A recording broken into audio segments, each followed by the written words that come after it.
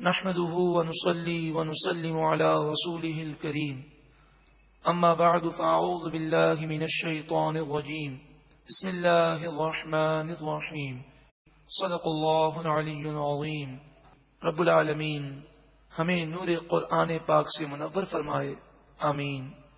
فلما استيئسوا منه، جب بھائی بنیامین سے مایوس ہو گئے اور اب بھائیوں کو امید باقی نہ رہی کہ بنیامین انہیں ملیں گے، خلصوا نجیا، یہ گفتگو کرنے کے لیے، سرگوشی کرنے کے لیے اپنے آپ کو ان لوگوں نے تنہا کر دیا۔ خلصوا، تنہائی اختیار کی، نجیا، گفتگو کرنے کے لیے۔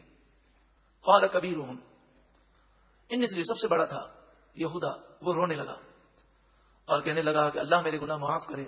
حضرت یوسف علیہ السلام کے وقت میں ہی اپنے والد کے پاس گیا تھا اور میں نے ہی کہا تھا کہ آپ یوسف کو بھیج دیجئے تاکہ یہ میوے کھائے گا اور ہمارے ساتھ جنگل میں کھیلے گا، کودے گا۔ تو میں نے ایک دکھ حضرت یوسف کا پہنچایا، اور دوسری مرتبہ بنیامین کا معاملہ آیا تب بھی تم نے مجھے آگے کیا کیونکہ میں بڑا ہوں، اور میرے کہنے پر ہی، میرے قسم کھانے پر ہی، کیونکہ تم نے بھی قسمیں کھانی ہیں، لیکن مجھ پر والد صاحب نے بھروسہ کیا اور بنیامین کو میرے ساتھ بھیج دیا۔ اب میری جرت نہیں ہوتی میں اپنے والد صاحب کے پاس کیسے جاؤں۔ قال کبیرہم، ان میں سے سب سے بڑے بھائی نے کہا، الم تعلموا ان اباکم قد اخذ علیکم موثقا من اللہ، کیا تم نہیں جانتے بے شک تمہارے والد، جو کہ میرے والد بھی ہیں، حضرت یعقوب علیہ السلام، وہ تم سے اللہ کا پکا وعدہ لے چکے اور تم قسمیں کھا چکے کہ بنیامین کو واپس لاؤ گے۔ ومن قبل، اور اس واقعے سے پہلے، ما فرطتم فی یوسف، یوسف علیہ السلام کے بارے میں تم نے جو زیادتی اور ظلم کیا وہ بھی تم جانتے ہو۔ یہ دونوں باتیں سوچو، اب ہم کس منہ سے اور کس زبان سے حضرت یعقوب علیہ السلام کا سامنا کریں۔ فلن ابرح الارض، پس ہرگز اب میں اس جگہ کو نہیں چھوڑوں گا، میں مصر سے نہیں آؤں گا واپس، حتی یأذن لی ابی، یہاں تک کہ مجھے میرے والد اجازت دے دیں اور معاف کر دیں تو میں مصر سے اب دوبارہ گھر آؤں گا، ورنہ میں بھی یہیں رہوں گا۔ او یحکم اللہ لی، یا اللہ میرے لیے کوئی فیصلہ فرما دے، اور حضرت یعقوب علیہ السلام پر کوئی وحی آ جائے جس میں معافی کا اعلان ہو۔ یہ بنیامین کا سوتیلا بھائی تھا اور سب بھائیوں میں سب سے بڑا تھا، مگر تمام بھائیوں کے مقابلے میں یہ زیادہ برا نہیں تھا۔ اسی نے یہ بات کہی تھی کہ میرا تو خیال ہے کہ تم یہ کام بھی نہ کرو، لیکن اگر کرنا بھی ہے تو اسے قتل مت کرنا، اور اسی بھائی نے قتل کرنے سے انہیں روکنے کی کوشش کی، لیکن اس میں اتنی جرت نہ تھی کہ جس چیز کو غلط سمجھ رہا تھا وہ ان 9 بھائیوں کے مقابلے میں کھڑا ہو جاتا اور کہتا کہ تم یہ کام غلط کر رہے ہو، میں تمہارا ساتھ کسی صورت میں نہیں دے سکتا۔ تو مروت میں آ کر اس نے گناہ کے ساتھ تعاون کیا۔ اس میں نصیحت ہے انسان کے لیے، انسان کسی کی مروت کی وجہ سے اور کسی کی شرم کی وجہ سے گناہ میں کسی کا تعاون نہ کرے، بلکہ اللہ کی شرم رکھے اور اللہ سے خوف رکھے کہ جب ہم اپنی قبر میں جائیں گے تو جن کی خاطر ہم نے گناہ کیے ہیں وہ ہمیں اللہ کے عذاب سے نہیں بچا سکیں گے۔ وَهُوَ خَيْرُ الْحَاكِمِينَ، اور وہی اللہ سب سے بہترین فیصلہ کرنے والا ہے۔ ارجعوا الی ابیکم، تم سب والد کی خدمت میں حاضر ہو جاؤ۔ فقولوا، پس تم والد گرامی سے کہو، یا ابانا، اے ہمارے والد، ان ابنک سرق، بے شک آپ کے بیٹے نے چوری کی، وما شہدنا، ہم گواہی نہیں دیتے، الا بما علمنا، مگر اس کے ساتھ جو ہم نے جانا۔ یعنی یہودا کو ابھی شک تھا کہ غلطی ہو گئی ہوگی، کسی خادم سے یہ پیالہ گر گیا ہوگا، بنیامین ایسا کام کر نہیں سکتا، اس لیے کہا کہ چوری کی، لیکن ہم اس چوری کو خود نہیں جانتے، ہم نے خود اپنی آنکھوں سے نہیں دیکھا، ہم تو اتنی بات جانتے ہیں کہ یہ بات لوگوں نے بتائی کہ اس نے چوری کی ہے۔ وما كنا للغیب حافظین، ہم پوشیدگی میں پیٹ پیچھے حفاظت کرنے والے نہ تھے۔ مراد یہ کہ ہم کھانا کھا رہے تھے، سامان بھرا جا رہا تھا تو ہم وہاں پر موجود نہ تھے کہ کس نے شرارت کی ہمیں بدنام کرنے کے لیے۔ ہو سکتا ہے کہ بادشاہ کا کوئی مقرب شخص ہو، اس نے خیال کیا ہو کہ ان پردیشیوں کو، ان اجنبیوں کو اتنی عزت کیوں دی جا رہی ہے، لہذا اس نے ہمیں بدنام کرنے کے لیے یہ سامان رکھ دیا ہو، تو لہذا یہودا نے یہ تمام گفتگو کی اور اس میں اپنے شک کو بھی ظاہر کیا۔ وَاسْأَلِ الْقَرْيَةَ الَّتِي كُنَّا فِيهَا، والد گرامی سے کہیے کہ اس بستی والوں سے پوچھ لیجیے جس میں ہم تھے، واقعہ اسی طرح ہے، ہم نے کوئی اس میں دھوکہ بازی نہیں کی۔ وَالْعِيرَ الَّتِي أَقْبَلْنَا فِيهَا، اور اس قافلے سے پوچھ لیجیے جس میں ہم یہاں پر آئے ہیں، جس قافلے کو تم مصر سے لے کر شام پہنچو، تو آپ جانتے ہیں کہ اس زمانے میں اس طرح ہوتا تھا کہ لوگ انتظار کرتے. اب 9 افراد یا 10 افراد تنہا سفر نہ کرتے، بلکہ جب کوئی تجارتی قافلہ بنتا اور وہ شام کی طرف جا رہا ہوتا تو لوگ ان کے ساتھ شامل ہو جاتے. انہوں نے بھی انتظار کیا، اور جب کوئی قافلہ تیار ہوا تو یہ لوگوں کے ساتھ نکلے. تو فرمایا کہ یہ لوگ مصر کے حالات سے واقف ہیں، اور یہ لوگ بھی گواہی دیں گے کہ ہم نے کوئی فراڈ نہیں کیا، کوئی دھوکہ نہیں دیا. وَإِنَّا لَصَادِقُونَ، اور بے شک ہم ضرور سچے ہیں. جب یہ باتیں انہوں نے حضرت یعقوب علیہ السلام کی خدمت میں پہنچ کر کہیں، قال، آپ نے فرمایا، بل سولت لکم انفسکم امرا، بات اس طرح نہیں، بلکہ تمہارے جی نے ایک بات خود بنا لی.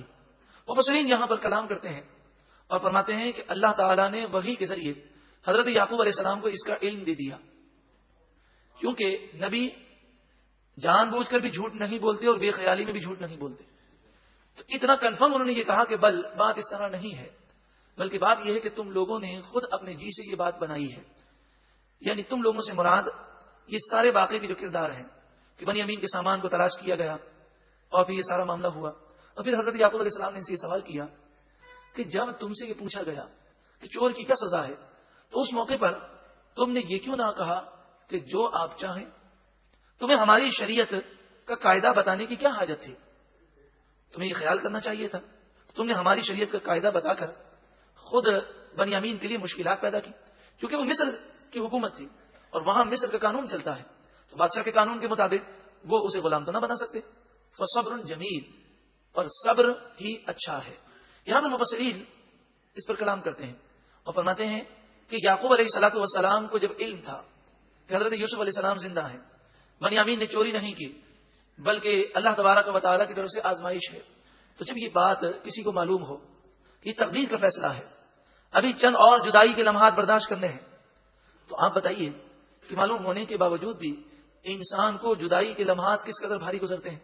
اب یہ جو جملہ ہے، جو اگلا جملہ ہے، آپ کے پاس علم ہونے کی رہنمائی کرتا ہے. عسى اللہ ان یأتینی بہم جمیعا، ان قریب ان تمام کو اللہ تبارک و تعالی میرے پاس لے کر آئے گا. یعنی اللہ تبارک و تعالی ان تمام کو میرے پاس لے آئے گا، اس کا کرم ہوگا اور یہ تمام میرے پاس آ جائیں گے. تو حقیقت میں سب کچھ کرنے والا اللہ تعالیٰ بھی ہے. وہ فرماتا ہے کن ہو جا فیکون، تو وہ ہو جاتا ہے. انہ هو العلیم الحکیم، بے شک وہی علم والا حکمت والا ہے. جدائی کا غم، اب دیکھیں بنی امین زندہ ہے لیکن اب جدائی کا غم ہے. بنی امین کی جدائی سے حضرت یوسف علیہ السلام کا غم مزید تازہ ہو گیا. وتولی عنہم، حضرت یعقوب علیہ السلام نے ان سے اپنا چہرہ پھیر لیا. وقال، اور آہستگی سے کہا، یا اسفا علی یوسف، ہائے یوسف کی جدائی پر افسوس ہے.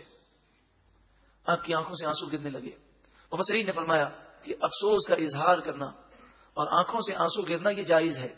شور مچانا، بے صبری کرنا، شکوہ شکایات کرنا یا سینہ کوبی کرنا، ماتم کرنا، سوگ کرنا، کپڑوں کو پھاڑنا، سر کو دیوار میں مارنا، یہ چیخنا چلانا، یہ سب حرام ہے.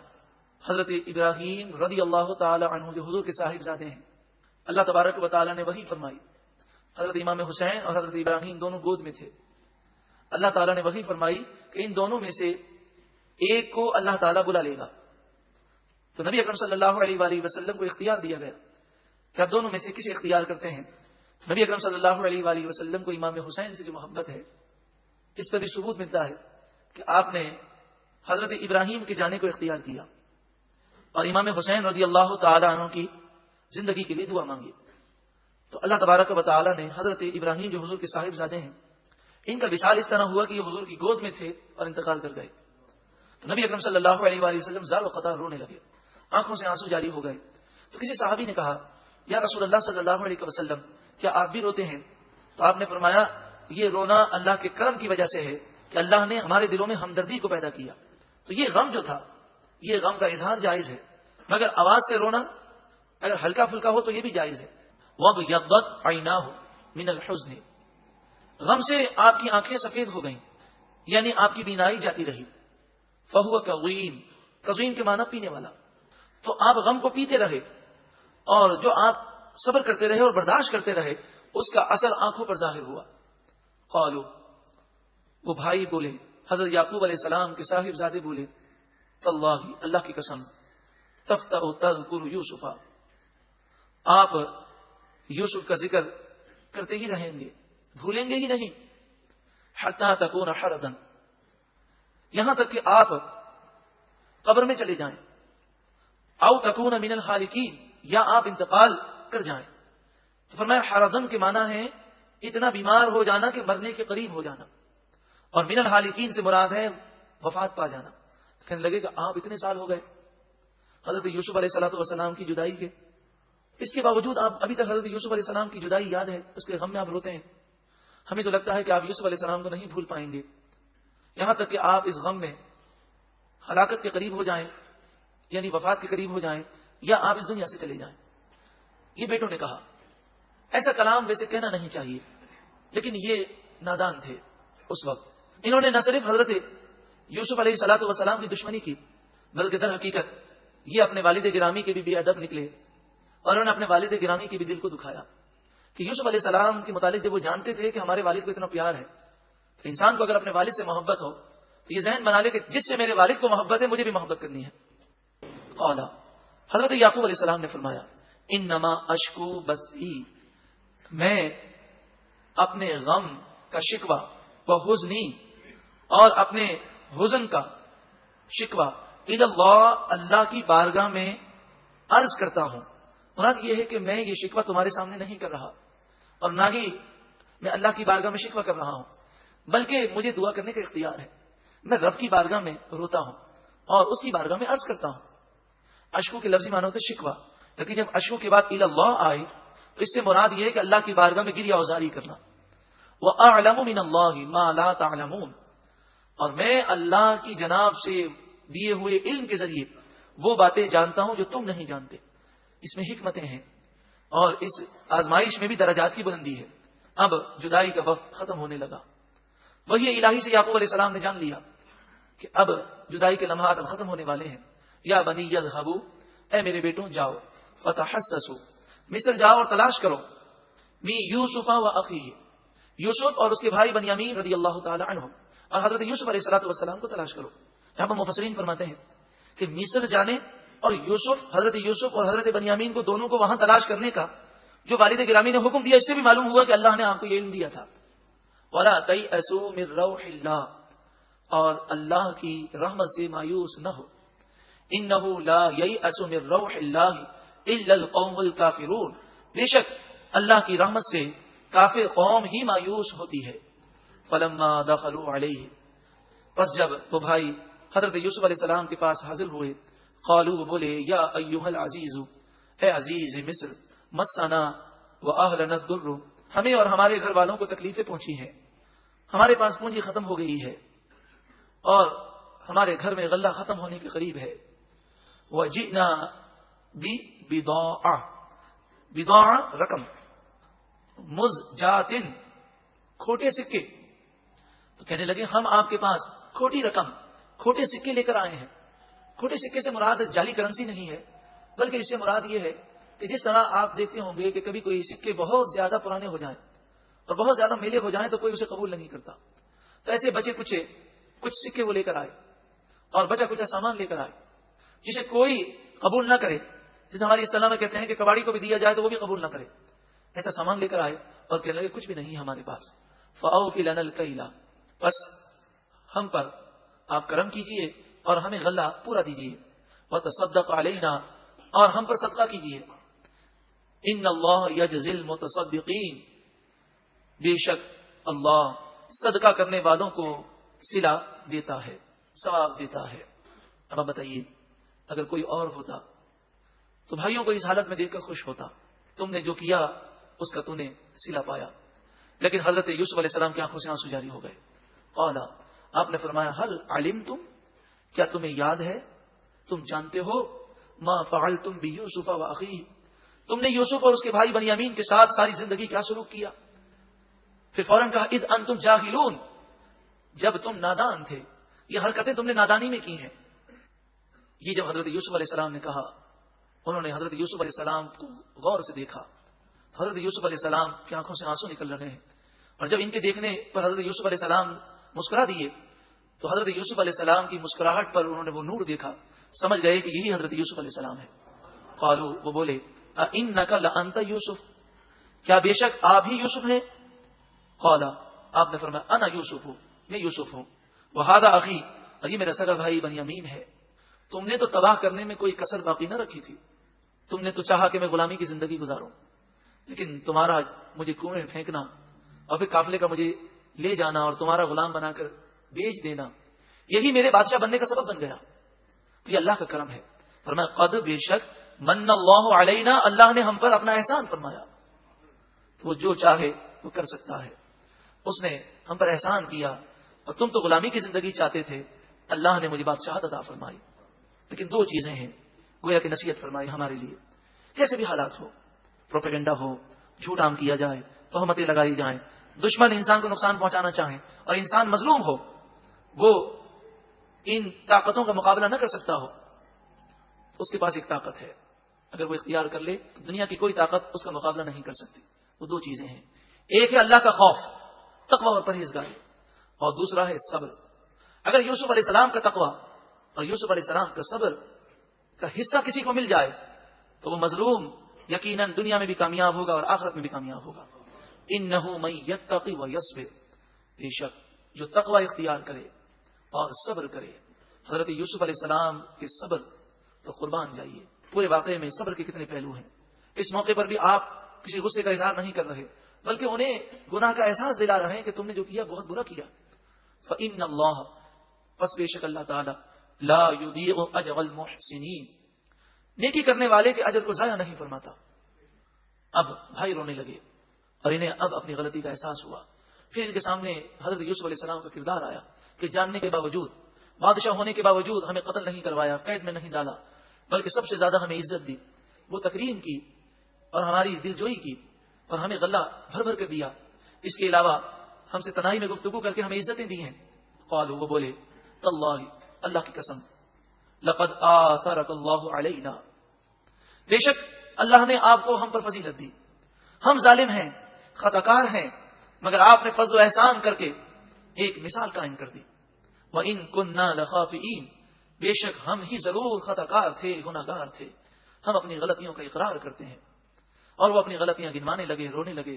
قربان جائیے حضرت یوسف علیہ السلام کے صبر پر۔ آپ نے فرمایا اے بھائی اب رونا بند کرو، میں نے یہ باتیں اس لیے یاد نہیں دلائیں کہ میں تمہیں آج ملامت کروں۔ قال، فرمایا لا تثریب علیکم اليوم، آج کے دن تم پر کوئی ملامت نہیں۔ یغفر اللہ لکم، اللہ تعالیٰ تمہاری مغفرت فرمائے۔ وہو ارحم الراحمین، وہی سب سے زیادہ رحم کرنے والا ہے۔ اللہ اکبر۔ اگر ہم کسی کو معاف کر دیں تو ساری زندگی یاد رکھتے ہیں کہ اس نے ہمارے ساتھ ایسا کیا، معاف کر دیا، ہم نے بہت بڑا احسان کیا۔ لیکن حضرت یوسف علیہ السلام نے ایسا معاف کیا، فرمایا آج تمہارے اوپر کوئی ملامت نہیں، سارا ماضی میری نگاہوں میں مٹ چکا ہے، اب ماضی کی یادیں مجھے باقی نہ رہیں۔ اور پھر کرم یہ فرمایا، اس جلیل القدر نبی علیہ السلام نے اپنے ہاتھوں کو بلند کر دیا اور کہا اللہ تعالیٰ تمہاری مغفرت فرمائے، وہی بہت رحم کرنے والا ہے۔ جب حضرت یوسف علیہ السلام نے دعا کر دی تو حضرت یوسف علیہ السلام کی دعا کیسی مقبول ہوئی، آپ کو حیرت ہوگی کہ اللہ تبارک و تعالیٰ نے حضرت یوسف علیہ السلام کی دعاؤں کے صدقے میں ان بھائیوں کو کہ جنہوں نے اس قدر ظلم کیا، اللہ نے انہیں توبہ پر استقامت بھی دی اور اپنی ولایت عطا فرمائی۔ علامہ قرطبی علیہ رحمہ نے تفسیر قرطبی میں اس بات کو بیان کیا۔ اللہ اکبر۔ یہ حضرت یوسف علیہ السلام نے اتنی دعائیں کی، اس سے بڑھ کر محسن کون ہو سکتا ہے؟ اللہ اکبر۔ حضرت یوسف علیہ السلام کے معافی پر یہ عرض کروں کہ نبی اکرم صلی اللہ علیہ وآلہ وسلم کو اللہ تعالیٰ نے ہر نبی سے فضیلت عطا فرمائی۔ تو عفو و درگزر میں محبوب کریم صلی اللہ علیہ وسلم کا مقام حضرت یوسف علیہ السلام سے بلند ہے۔ جب مکہ مکرمہ فتح ہوا اور تمام کفار نگاہیں نیچی کیے حضور کے سامنے مجرم بن کر حاضر تھے، آقا جہاں صلی اللہ علیہ وسلم نے فرمایا اے کافروں، آج مکہ فتح ہو گیا، تم مجھ سے کس سلوک کی تمنا کرتے ہو اور مجھ سے کس سلوک کی امید کرتے ہو؟ تاریخ دان بیان کرتے ہیں کہ کافروں کے رونگٹے کھڑے ہو گئے اور ان کا اپنے پاؤں پہ کھڑا رہنا ممکن نہ رہا، بعض خوف کے مارے گر پڑے۔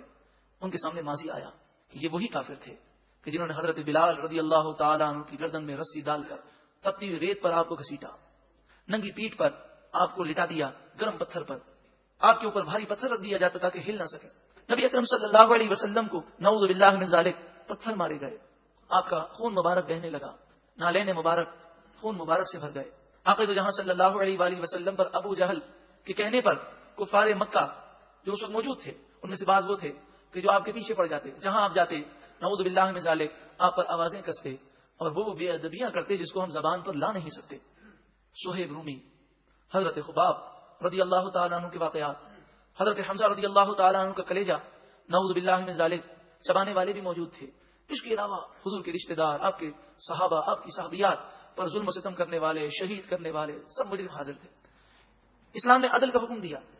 اگر نبی اکرم صلی اللہ علیہ وآلہ وسلم اسلام کی اجازت کے مطابق عدل کا حکم دے دیتے اور فرماتے کہ یہ کافر موجود ہیں، ہر مسلمان اس سے اپنا بدلہ لے لے، تو مدینے کے مسلمان جب بدلہ لیتے تو مکے کی گلیوں میں کافروں کے خون بہنے شروع ہو جاتے. اور یہ شرعی طور پہ جائز بھی تھا کہ قاتل کی سزا کیا ہے؟ قتل ہے. لیکن نبی اکرم صلی اللہ علیہ وآلہ وسلم نے فرمایا میں تم سے آج وہی بات کہتا ہوں جو حضرت یوسف نے اپنے بھائیوں سے کہی، لا تثریب علیکم اليوم، آج کے دن تم پر کوئی ملامت نہیں، جاؤ میں نے تمہیں معاف کیا. نبی اکرم صلی اللہ علیہ وسلم کی یہ معافی کا اعلان سن کر کافروں کے دل اسلام کی طرف ایسے مائل ہوئے کہ چند ہی دنوں میں اسلام مکے میں ایسا پھیلا کہ مکے میں پھر کوئی کافر باقی نہ رہا. جوگ در جوگ کفار مسلمان ہونے لگے.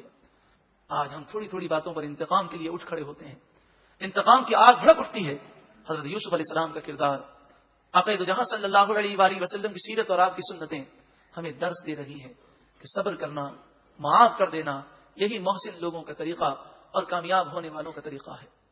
ارشاد فرمایا اذهبوا بقمیصی ھذا، یہ قمیص میری لے جاؤ، فالقوه علی وجه ابی، اور میری قمیص میرے والد کے چہرے پر ڈال دو، یاتی بصیرا، ان کی آنکھیں واپس آ جائیں گی اور وہ نابینا سے بینا ہو جائیں گے. اب آپ مجھے بتائیے یہ قمیص کوئی دوائی تو نہیں ہے کہ قمیص لگنے سے آنکھوں کا نور آ جائے. اس قمیص میں تاثیر کیسے پیدا ہوگی؟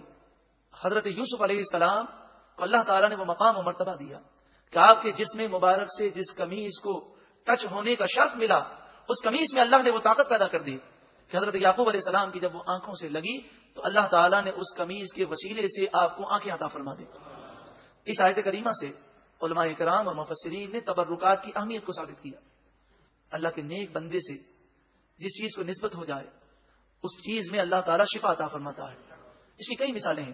کتاب ذکر جمیل حضرت علامہ مولانا شفیع اوکاڑوی علیہ رحمہ کی یہ کتاب ہے. اس میں کئی حدیثوں کے حوالے موجود ہیں. حضرت قاضی ایاز رحمۃ اللہ تعالی علیہ نے تو یہاں تک فرما دیا کہ کسی چیز کے بارے میں یہ مشہور ہو جائے کہ اللہ کے نیک بندے سے اس کو نسبت ہے تو فرمایا اس کی تحقیق مت کرو کہ سچ بولتا ہے کہ جھوٹ بولتا ہے. اگر یہ جھوٹ بولتا ہے تو اس کے جھوٹ کا گناہ اس پر ہے. تم اس وسوسوں کا شکار نہ ہونا، فوراً اس کی تعظیم کرنا، تمہیں اللہ تعالیٰ اس کی تعظیم کا ثواب عطا فرمائے. اور ویسے بھی کوئی منہ مبارک کی زیارت کرواتا ہے تو بظاہر اس کا دنیاوی کوئی فائدہ ہی نہیں ہے. کوئی ٹکٹ تو لیتا نہیں ہے کہ جو زیارت کرے گا 100 روپے ہم لیں گے. جب دنیاوی کوئی فائدہ نہیں تو مسلمان کیوں جھوٹ بولے گا؟ اور مسلمان کے بارے میں بدگمانی کرنا، اور اتنی بڑی بدگمانی کہ وہ حضور کے تبرکات کے بارے میں جھوٹ بول رہا ہے، یہ تو جہنم میں لے جانے والی بدگمانی ہے. اللہ تعالیٰ ہمیں مسلمانوں سے حسن ظن رکھنے کی توفیق عطا فرمائے. تو ایک واقعہ سے پیش کرتا ہوں.